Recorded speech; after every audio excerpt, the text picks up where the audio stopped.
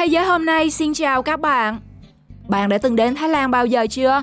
Chia sẻ cảm nghĩ về cảm giác khi đến đất nước này cho mọi người cùng biết nhé.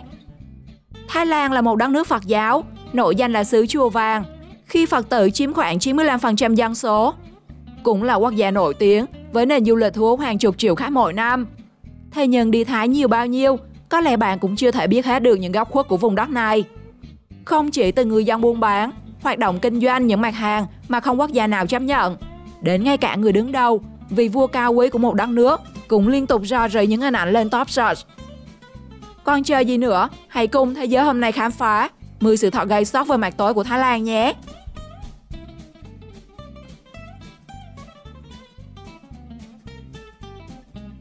Thầy chùa. Tại Thái Lan, mọi người có niềm tin rất vững chắc vào Đức Phật, và đi đâu cũng đều có chùa mọc lên. Các Phật tử cúng dường rất nhiều, thậm chí với những người nước ngoài không có điều kiện đến, họ còn gửi tiền cho các thầy để được làm phép.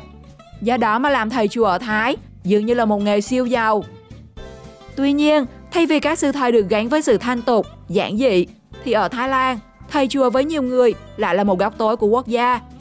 Bởi lẽ dưới lớp áo cà sa đó lại là hình ảnh thầy tu ăn chơi, phạm pháp, không khác gì những người trần tục. Năm 2013, hình ảnh một nhà sư tên Wirapon ngồi trên chiếc phi cơ cá nhân đã được chia sẻ rộng rãi. Một cuộc điều tra đã diễn ra và người ta không ngờ được người thầy tu này lại có hơn 6 triệu đô trong 10 tài khoản ngân hàng, sở hữu 22 xe Mercedes xa xỉ, nhiều bất động sản ở nước ngoài. Kinh khủng hơn, thay vì giữ mình tu tâm, thì người thầy tu này lại có đời sống suy đồi, quan hệ với nhiều người phụ nữ, thậm chí là hiếp dâm. Wirapon sau đó bị khai trừ khỏi giáo hội, phải trốn sang nước ngoài để tránh sự trừng phạt của pháp luật. Năm 2022, một ngôi chùa ở Thái Lan đã trở nên trống rỗng khi tất cả nhà sư đều được đưa đi cai nghiện. Báo chí Thái Lan từng nóng hổi khi khui bày sự việc. Nhà sư tàng trữ 120.000 viên ma túy tổng hợp trong nhà, thậm chí là trùm của một đường dây mua bán hàng cấm.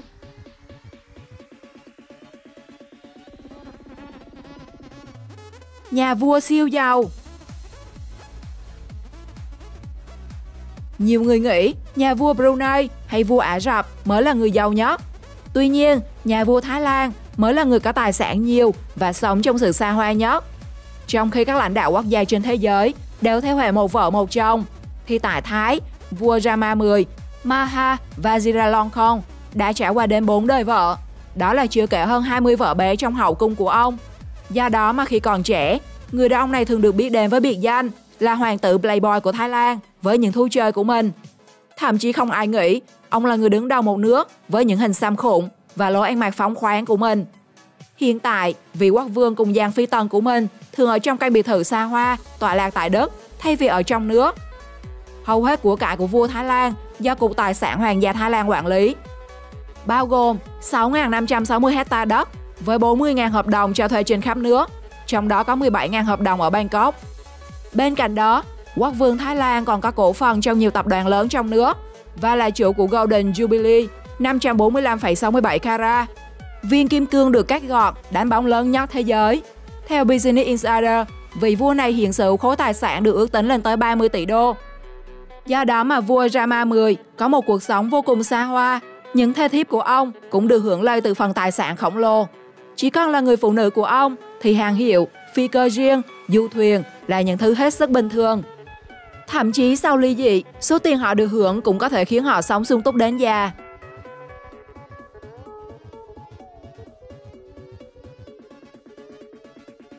Bạo động đạo chính. Thái Lan là một quốc gia theo chế độ quân chủ lập hiến. Tuy nhiên, quyền lực của quốc vương Thái Lan đang vượt ra khỏi sự kiểm soát của hiến pháp nước này. Mọi sự xúc phạm đến hoàng gia đều được liệt vào tội khi quân và phải chịu cảnh tù giam mà không được ân xá. Sự gay gắt đến mức một nhà hoạt động chính trị ở Thái Lan đã phải chịu cảnh 2 năm tù chỉ vì lỡ mặc trùng đồ mà hoàng hậu đã mặc trước đó. Trong khi quốc vương liên tục củng cố quyền lực cũng như tạo thêm nguồn tài sản cho bản thân mình, thì những người dân Thái Lan đã không ít lần đứng lên kêu gọi, yêu cầu nhà nước cải tổ lại bộ máy chính quyền. Họ cho rằng không cần bãi bỏ chế độ quân chủ ở Thái Lan, nhưng cần giảm bớt quyền lực của nhà vua theo hiến pháp. Thậm chí quân đội cũng từng có những cuộc đảo chính không nhỏ. Những cuộc biểu tình liên tục nổ ra trong nhiều năm. Năm 2014, Các cuộc biểu tình bắt đầu thực hiện do biểu tượng 3 ngón tay, một hình ảnh rất nổi tiếng trong bộ phim The Hunger Games. Trong bộ phim này, nhân vật đưa 3 ngón tay giữa lên chào để biểu thị lòng biết ơn, ngưỡng mộ và chào tạm biệt những người thân yêu. Còn đối với người Thái Lan, 3 ngón tay này là biểu tượng của tự do, bình đẳng và bác ái. Cũng có những người hiểu ý nghĩa của nó là tự do, bầu cử và dân chủ. Vào năm 2020, biểu tượng này đã thực sự phát huy tác dụng và càng có thêm ý nghĩa vì nó phản ánh 3 yêu cầu của người biểu tình, gồm giải tán quốc hội, chấm dứt đe dọa người dân và soạn thảo hiến pháp mới.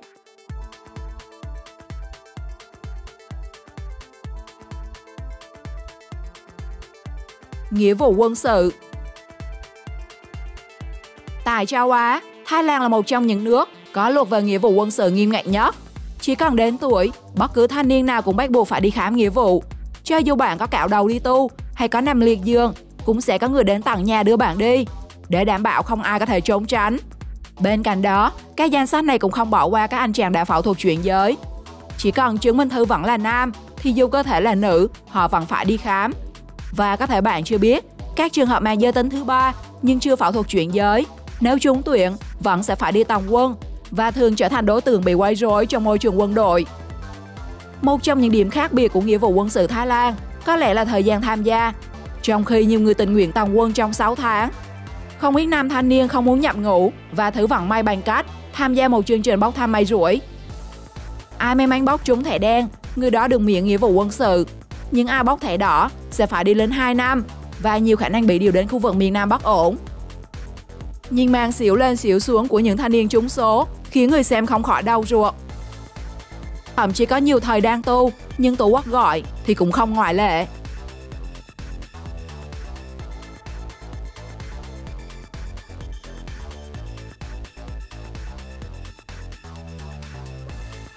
Pattaya. Nhiều người thường nói trai ngoan lên thiên đường, trai hư tới Pattaya. Mặc dù mại dâm bị cấm ở Thái Lan, nhưng Pattaya lại khác biệt. Riêng thành phố này đã có tới hơn 1.000 quán bar, phòng massage và thậm chí nhiều nhà thổ bất hợp pháp. Với 27.000 gái mại dâm đang hành nghề, con số này tương đương với 1/5 dân số của thành phố. Pattaya được coi là thủ phủ gái mại dâm hay thủ đô tình dục lớn nhất thế giới. Mỗi năm, Pattaya đón tới hơn 1 triệu khách du lịch. Những ánh đèn neon sáng lấp lánh khi đêm xuống tại các cửa hiệu, hứa hẹn nhiều màn trình diễn gợi cảm đa giới tính, đồ uống giá rẻ và hơn thế nữa. Trong những bộ đồ nóng bỏng, các cô gái trang điểm đứng dọc con đường, mời gọi du khách phương Tây đến tận hưởng dịch vụ của mình. Thậm chí nếu bạn có thấy một người đàn ông vác cô gái trên vai, đừng vội báo cảnh sát, bởi nhiều lúc họ đang chỉ tìm nơi tâm sự với nhau thôi. Tuy nhiên, đằng sau những nhà thổ này chưa bao giờ dừng lại với mục đích tốt, bởi đồng tiền nơi đây còn cao hơn phạm giá của người phụ nữ. Trong vài năm qua, có rất nhiều vụ bắt giữ đã được thực hiện cho các tội ác như buôn bán người. Cảnh sát thường xuyên được tăng cường kiểm tra. Một tổ chức phi chính phủ ở Thái Lan còn lên tiếng cảnh báo trẻ em vô gia cư là những đối tượng dễ bị xâm phạm nhất.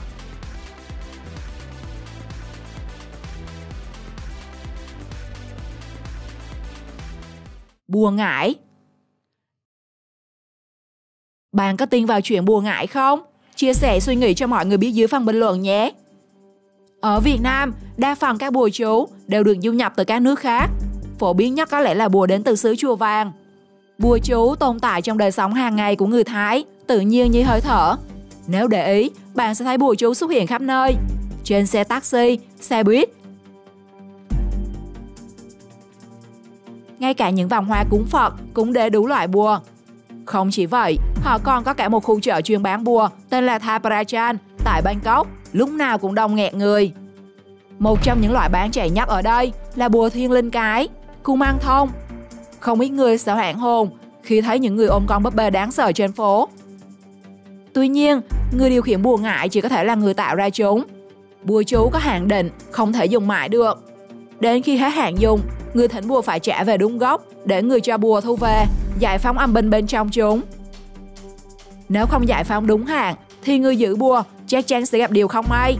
Nhất là đối với loại bùa Kuman Thong, vốn dùng linh hồn hài nhi, nên thường theo chủ quấy quá, thậm chí trở thành quỷ đói mà sát hại người giữ bùa.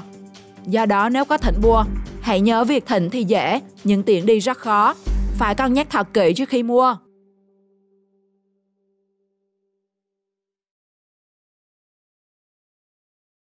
tàn phá thiên nhiên. Nói về du lịch, Thái Lan là một điểm đến lý tưởng với các du khách nước ngoài. Mỗi năm, đất nước này chào đón hơn 20 triệu lượt khách quốc tế, là quốc gia đón nhiều khách quốc tế nhất đầu Đông Nam Á, hơn cả Singapore. Thế nhưng sự phát triển quá mức này đã khiến thiên nhiên của Thái Lan đang ngày càng bị tàn phá. Năm 2018, Sở Công viên Quốc gia, Động vật hoang dã và Bảo tồn thực vật của Thái Lan đã ra thông báo rằng vịnh Maya nổi tiếng sẽ đóng cửa. Bởi làn sóng du lịch đã khiến vùng vịnh này bị phá hoại nghiêm trọng, đặc biệt là hệ sinh thái biển. Một mặt khác, hàng triệu người du lịch đến Thái Lan luôn muốn được chụp hình với những con voi dễ thương, tắm rửa hay vuốt ve thân mình chúng. Tuy nhiên, theo điều tra từ Hiệp hội Bảo vệ Động vật Thế giới, hơn 2.000 con voi phục vụ du khách ở Thái Lan đang bị nuôi nhốt trong điều kiện cực kỳ tàn bạo. Nhiều con voi bị buộc sợi xích dài đến 3 mét và phải đứng trên sàn bê tông, gần con lộ đông đúc du khách. Thậm chí sau nhiều năm chở khách trên lưng, không ít con voi đã bị biến dạng cơ thể. Đó là chưa kể, theo báo cáo, loài voi châu Á được Thái Lan sử dụng phục vụ du lịch đang được xếp vào danh sách những loài đang gặp nguy cơ tuyệt chủng. Không chỉ voi, rất nhiều hệ sinh thái và loài vật ở Thái Lan cũng đang trong tình trạng báo động trước tiềm năng du lịch ngày càng phát triển của xứ Chùa Vàng.